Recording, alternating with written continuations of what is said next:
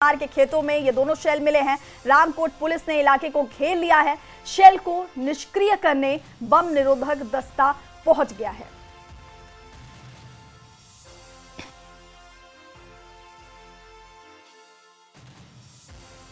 आपको बता रहे हैं कठुआ से, जहां पर दरमनी गांव में 2 शेल मिले हैं और शेल को निष्क्रिय करने के लिए बम निरोधक दस्ता मौके पर पहुंच गया है। आपको बता दें नरेंद्र कुमार नाम के व्यक्ति के खेत में ये दोनों शेल मिले हैं। रामकोट पुलिस ने इलाके को घेर लिया है और फिलहाल बम निरोधक दस्ता मौके पर मौजूद है। शेल को निष्क्रिय करने के लिए पहुंचा है। ये तस्वीरें देख रहे हैं आप। कठुआ से बड़ी खबर आपको बता रहे हैं, जहां पर दरमनी गांव में ये 2 शेल मिले हैं, जिनकी तस्वीरें हम आपको टीवी स्क्रीन पर दिखा रहे हैं। और इसी खबर पर हमारे सहयोगी चरणजीत हमारे साथ फोन लाइन पर हैं। चरणजीत, क्या कुछ ज्यादा जानकारी सामने आ रही है? जी बिल्कुल, बता दूंगी कि बिलावर रामकोट का द्रमनी इलाका है। ये रामकोट जो चौकी है उसके अंतर्गत आने वाला ये इलाका है। और देर रात शाम जो है खेतों की और जब ये एक शख्स नरेंद्र कुमार निकलता है तो ये नोटा बरोटा का इलाका जो है, तो वहाँ खेतों में उसे 2 शेल मिलते हैं। एक शेल जो है वो लाइव था, दूसरा शेल जो है वो खाली पड़ा था। तो उसका खोखा जो है वहां पर था। तो जैसे ही उसे पुलिस को सूचित किया गया, पुलिस वहां पर पहुंची है और उसने उसकी घेराबंदी की, जिसके बाद इसे बम निरोधक जो दस्ता उसे बुलाया गया और उसके बाद उसे डिफ्यूज किया गया। हालांकि जब इस तरह की घटना कोई सामने आती है, मिलता है, तो दहशत कहीं ना कहीं लोगों में फैल जाती है। तो अक्सर इस इलाके में इस तरह की फिर ये जो दहशत है इलाके में फैली जाए, जिस तरह से ये बात लोगों को पता चली तो लोग भी कहीं ना कहीं घबराए। और बता दूं कि ये वही इलाका है, यहाँ पर मार्च महीने की बात करूं तो इसी साल जो है कुछ ही दूरी पर पानीतीर्थी इलाका है, वहां पर आतंकियों के साथ मुठभेड़ भी हुई थी। तो ये इलाका वहीं से गुजरता है। तो कहीं ना कहीं अक्सर इन इलाकों में इस तरह के शल जो है वो मिलते रहते हैं। जी बहुत बहुत शुक्रिया तमाम अपडेट हम तक पहुंचाने के लिए। तो कठुआ से आपको बड़ी खबर दे रहे थे, जहां पर दरमनी गांव में ये 2 शेल मिले हैं और शेल को निष्क्रिय करने के लिए बम निरोधक दस्ता मौके पर पहुंच गया है। रामकोट पुलिस ने इलाके को पूरी तरह से घेरा हुआ है। नरेंद्र कुमार नाम के व्यक्ति के खेत में ये दोनों शेल मिले हैं।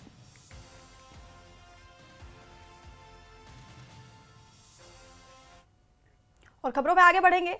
पीडीपी नेता इल्तिजा मुफ्ती के सोशल मीडिया पोस्ट पर जम्मू कश्मीर की सियासत गर्मा गई है। पीडीपी नेता इल्तिजा मुफ्ती ने अपने पोस्ट में लिखा है कि कश्मीरी एक खतरनाक दुष्चक्र में फंसे हुए हैं। पिछले दिनों दिल्ली में जो ब्लास्ट हुआ वो बेहद ही चिंताजनक है। हम असल समस्या को स्वीकार ही नहीं कर रहे हैं। हमें आत्मचिंतन की जरूरत है। तो ये एक्स पोस्ट जो कि इल्तिजा मुफ्ती ने किया, जिसके बाद सियासत गर्मा गई है और लगातार इसकी निंदा की जा रही है।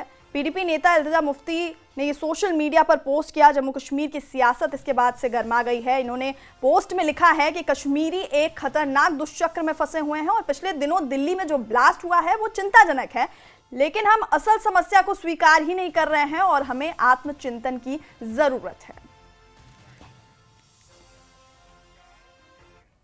वहीं पीडीपी नेता इल्तिजा मुफ्ती के पोस्ट पर बीजेपी प्रवक्ता अभिजीत जसरोटिया ने प्रतिक्रिया दी है। उन्होंने पीडीपी पर निशाना साधते हुए कहा कि आखिर क्यों बार बार पीडीपी नेता आतंक को लेकर इस तरह की बयानबाजी करते रहते हैं। आतंकवादियों के मरने पर पीडीपी नेता अफसोस जताते हैं। इसका आत्मनिरीक्षण इल्तिजा मुफ्ती को जरूर करना चाहिए। मैडम इल्तिजा मुफ्ती, जो आत्मनिरीक्षण इंट्रोस्पेक्शन की आज आपने बात की है, then you really need to introspect many things. काफ़ी चीज़ों का आपको आत्मनिरीक्षण करवाना पड़ेगा। 2003 नदी मर्ग 24 कश्मीरी हिंदू पॉइंट ब्लैंक पे भूने जाते, जिसमें 4 मासूम बच्चे थे। और आप लोग और कांग्रेस जिनकी सरकार यहां पर थी, वो उस समय क्या कर रही थी? हीलिंग टच खेल रही थी। वो हीलिंग टच किसके लिए था? अगर आपने वो हीलिंग टच ना किया होता और उन सभी के सभी टेररिस्टों को वहीं ठोक दिया होता तो आज ये नौबत ना आती। लेकिन करें क्या? आप तो इन्हीं टेररिस्टों के मरने पर इनके घरों पर अफसोस करने जाते हैं। इसका आत्मनिरीक्षण जरूर कीजिएगा।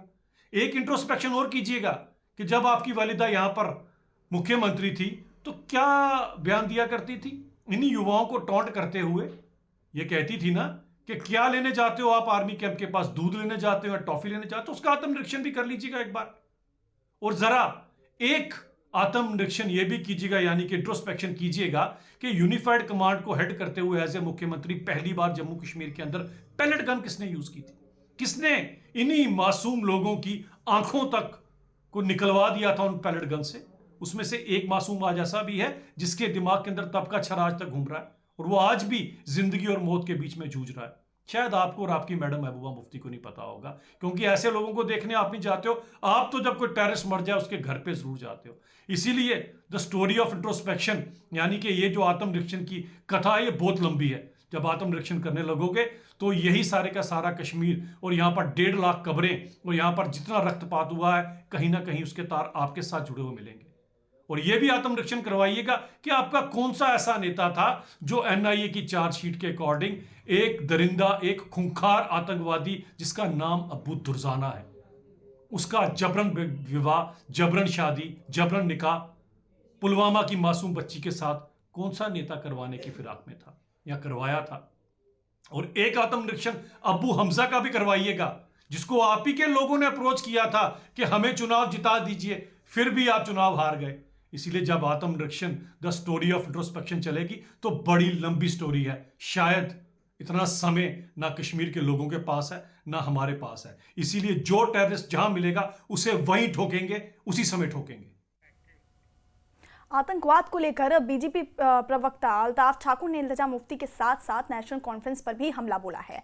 अल्ताफ ठाकुर ने कहा कि पढ़े लिखे युवाओं के आतंकवाद के प्रति झुकाव के लिए क्षेत्रीय दल है जिम्मेदार। एनसी और पीडीपी के नेता दिल्ली ब्लास्ट के बाद आतंकवाद को जस्टिफाई कर रहे हैं।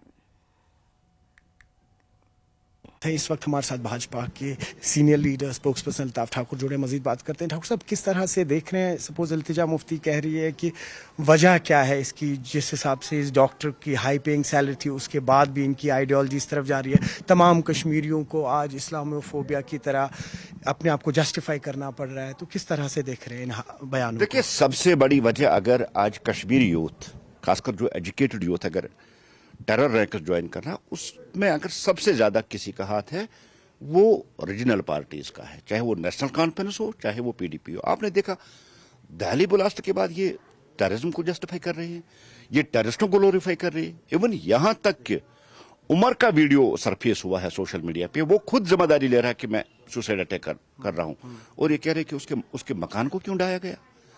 राइट, जिस जगह से देश के खिलाफ साजिश हो रही है, जिस जगह से आतंकवादी पैदा हुआ है, उस जगह को हम थोड़ी ऐसे हम ऐसे रहने दें, उसको तो मिटाना ही पड़ेगा।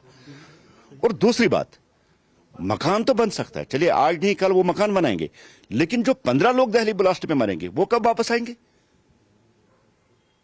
बहुत से तरीके हैं जिससे पीडीपी हो या नेशनल कॉन्फ्रेंस हो, वो टेररिज्म को ग्लोरीफाई भी कर रहे हैं और जस्टिफाई भी कर रहे हैं, और उनको लेसन्स दे रहे हैं कि आप सही सिस्टम पे चल रही और आप कर लीजिए। जैसे अभी इल्तिजा मुफ्ती साहिबा का ये स्टेटमेंट है कि किस तरह से बनी।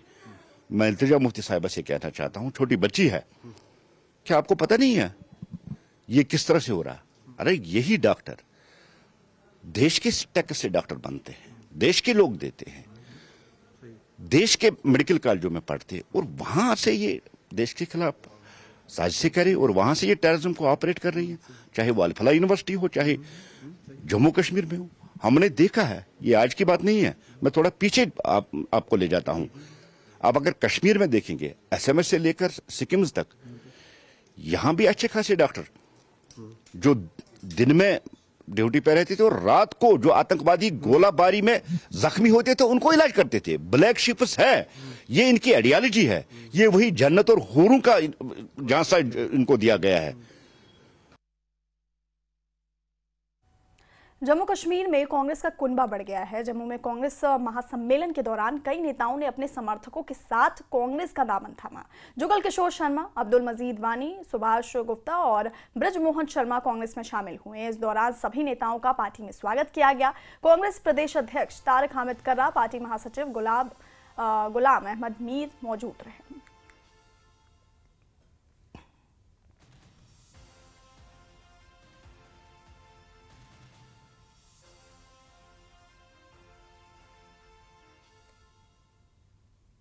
हमारा मानना साफ है कि इंडियन नेशनल कांग्रेस को पूरे देश भर में मजबूत होना पड़ेगा।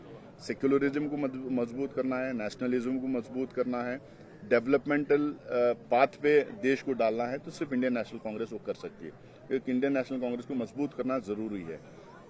बाकी के दूसरे issues, alliances, coalitions, assembly level पे, पार्लियामेंट लेवल पे, अलग अलग स्टेट में अपने अपने हिसाब से होते रहते हैं, जाते रहते हैं वो। लेकिन हमारा यहाँ पे हमारी जो लीडरशिप है जम्मू कश्मीर में, जो कांग्रेस की लीडरशिप है और नेशनल लीडरशिप का भी ये मानना है कि जम्मू एंड कश्मीर में हम लोगों को इंडियन नेशनल कांग्रेस को बढ़िया तरीके से मजबूत करना है। और उधर कांग्रेस की मजबूती को लेकर महासचिव सैयद नासिर हुसैन ने दावा किया है कि आने वाले दिनों में कुछ और नेता कांग्रेस में शामिल होंगे। उन्होंने कहा कि कई नेता जो दूसरी पार्टियों को छोड़ चुके हैं वो हमारे संपर्क में हैं। ऐसे में एक बड़ी ताकत कांग्रेस के साथ जुड़ने वाली है। हालांकि उन्होंने गुलाम नबी आजाद को लेकर चल रही चर्चाओं से भी इंकार किया है। इसके साथ ही सैयद नासिर हुसैन ने बीजेपी पर भी हमला बोला है। उन्होंने कहा सत्ता हासिल करने के लिए बीजेपी चुनाव आयोग का इस्तेमाल कर रही है। हमारे यहाँ के शाहनवाज चौधरी जी, कर्रा साहब, मीर साहब दोनों कई लोगों से बातचीत कर रहे थे जो हमारी पार्टी में वापस आना चाह रहे हैं, जो पार्टी की दूसरे पार्टियों से ज्वाइन करना चाह रहे हैं और कांग्रेस के हाथ मजबूत करना चाह रहे हैं। हम लोगों ने इसलिए आज का दिन तय किया ताकि ऐसे दिन में इंदिरा गांधी जी को भी याद किया जाएगा, लोगों को भी याद दिलाया जाएगा और साथ ही साथ कांग्रेस पार्टी को भी मजबूत किया जाएगा। कांग्रेस पार्टी को मजबूत करने की कोशिश भी की जाएगी।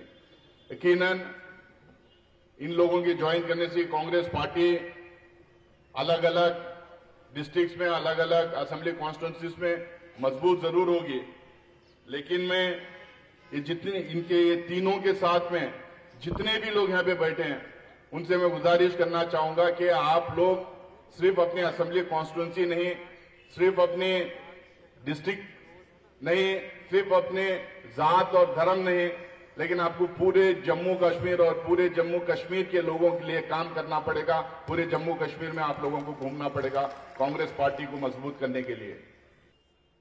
हमें अपना आइडियोलॉजिकल जो नैरेटिव है उसको हमने पुख्ता करना है। वो ठीक है, तंजीमी तौर हमने बाकी मामलात को देखना है, लेकिन आइडियोलॉजिकल कमिटमेंट्स जो है हमारी उसको पुख्ता करना है।